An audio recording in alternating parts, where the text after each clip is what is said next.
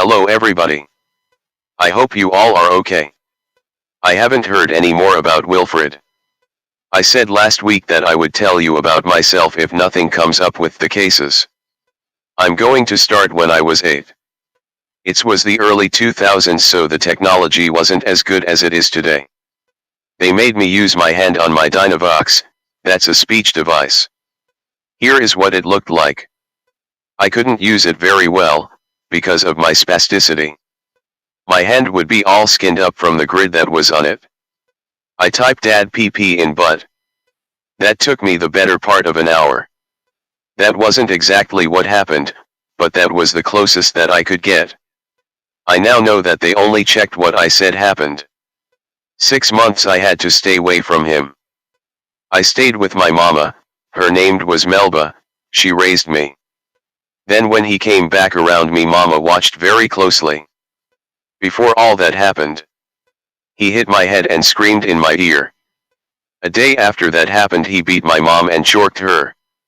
That man was sick, his whole family wasn't any better. I really think that mom stayed with him for the drugs. April the 25th of 2007, he finally killed her. I saw it. He stabbed her over 200 times. The smell is something that I never smelled before. The blood looked black, it didn't look red to me.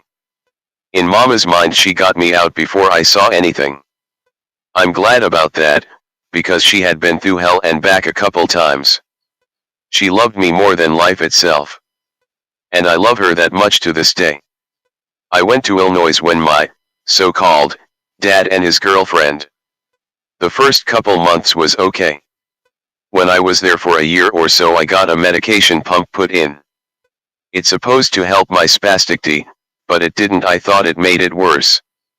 When they realized that the pump wasn't helping me, they would scream at me.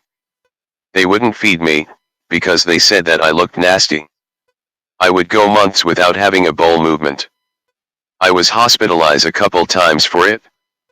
I don't know why the doctors didn't call that abuse. I don't have the doctor's notes or anything. I was screamed at and called every name in the book by the girlfriend. She was a very nasty woman. She drank a lot. She would put me to bed when I got home from school at 3. That's just a taste of what I've seen. I wrote a book, I'll put the link in the description. I cussed a lot in it. I'm sorry about that.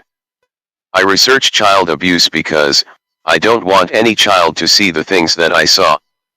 When I saw Gabriel and Elisa's retractions, I knew they had been made to say that. If you want to contact me, I'm on Facebook as Corey Hamby. And I'm on Twitter as Bring Them Home. And I'm on Instagram as Corey Miller Hamby. And I'm on Bitchute as Corey Hamby. And I'm on LinkedIn as Corey Hamby. If you have any information on this case, please contact me. If you want to have a Zoom call, I can't talk very well, but I can answer yes and no questions. I don't have a filter. I say whatever I want. If you don't like me, then don't watch me. Please keep Elisa and Gabriel and Wilfred